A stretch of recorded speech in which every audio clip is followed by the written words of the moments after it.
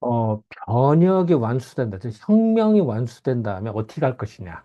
어떻게 대처하는 게 좋을 것이냐? 라고 질문이 왔어요. 혁명이라고 하는 건 명을 바꾸는 겁니다. 천명을 바꾸는 그 정도로 대변혁입니다. 뭐든지 모순점이 극대화되면 바뀌어야 됩니다. 어느 조직이나 개인이나 어떤 건 마찬가지입니다. 좋은 쪽으로 변해야 돼. 나쁜 쪽으로 변하면은 더 고생합니다. 어, 집도 마찬가지래요. 예를 들어서 집을 리모델링을 했거나 뭐 재건축을 했다.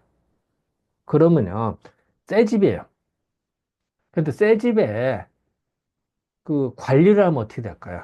청소도 안 하고 막 방치하고 그러면 비 오는 날 창문 열어놓는다든지 그러면 이제 비가 막 그 방 안에 들이치면 어떨까요?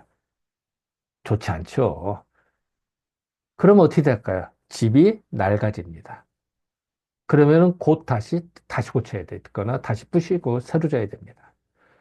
그래서 보통 어떻게 하죠? 집을 새로 짓고 입주하면 어떻게 하죠? 인테리어를 새로 하거나 재건축을 하면 청소도 초기엔 열심히 하고 더 깨끗이 삽니다. 맞아요. 옳은 얘기입니다. 마찬가지로 어느 조직이나 그 혁명을 완수했다. 집을 완수했다. 예를 들어 가정하면 그러면 어떻게 하냐면 깨끗이 청소하고 청결을 유지하듯이 나라 전체를 올바른 데 있어야 됩니다. 이게 중요한 겁니다. 사람이라는 거는 그 어떤 정책이나 행동을 하도 다 좋은데 그것이 항상 곧고 올바른데 바탕을 두냐 안 두냐가 중요합니다. 공적인 마음으로. 그것이 거정입니다. 고든 데 있다. 그 이제 있을 것자니까요. 고듬에 있다.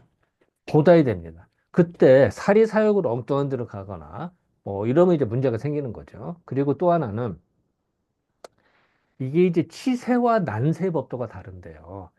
난세 때는요, 뭐 혼란스러울 때는요, 쉽게 말하면 소인이 더 판칩니다.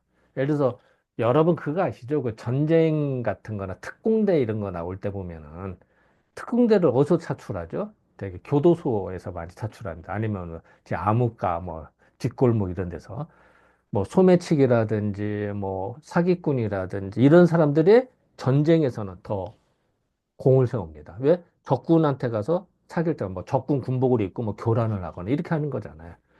그래서 특공대들은 그렇게 합니다. 그래서 뭐 점잖은 사람이 신사 같은 사람이 한다? 안 되는 거예요. 이 전쟁은요, 전투는 상대방 예측하기 어려운 방법으로 공략을 해야 됩니다. 누구나 다 아는 상식, 평범한 상식으로 하면요, 상대방을 공격하기 어렵습니다.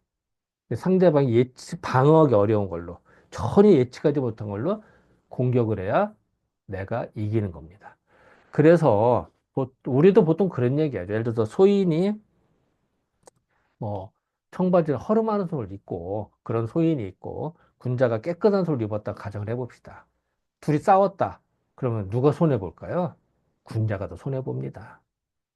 이 지저분한 옷에서는 흙이 묻어도 표도 안 나. 그래도 고급 옷이나 좋은 옷, 흙 묻은 표가 딱 나죠. 그게 군자입니다. 그래서 싸움을 하면요, 소인이 더 잘하는 법입니다. 공을 더 세울 수가 있어요. 그래서 소인이 공을 세운다면요, 그 난세 때는 소인이 더 대접을 받습니다. 전쟁의 영웅이 됩니다. 하지만 치세 때는 어떻게 될까요? 치세 때는요, 나라를 통치할 때 그때는 상식이 통하는 겁니다. 그때는 사기꾼 같은 경우가 그 지탄의 대상이 되죠. 전쟁 때는 추앙의 대상이 되는데 도둑질이 하거나. 근데 치세 때는요, 상대방 도둑질해서 박수 받지 않습니다. 참 희한하죠. 그게 그 도둑질이 좋다 나쁘다를 떠나서 시세 때와 난세 때 평가하는 게 달라지는 겁니다. 이제 그런 거거든. 그러면은 이 혁명이 이루어지려고 할 때, 뭐 혁명이 막 해야 될 때는 막 난세입니다. 뒤바꿔야 되니까. 그런데 혁명이 끝났어. 그때는 치사가 됐거든.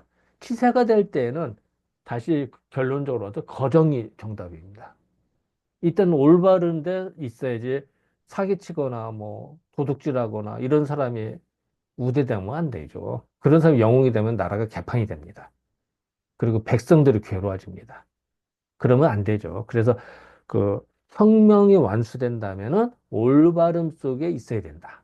이게 원칙이다. 이런 말씀 드리겠습니다. 네, 감사합니다.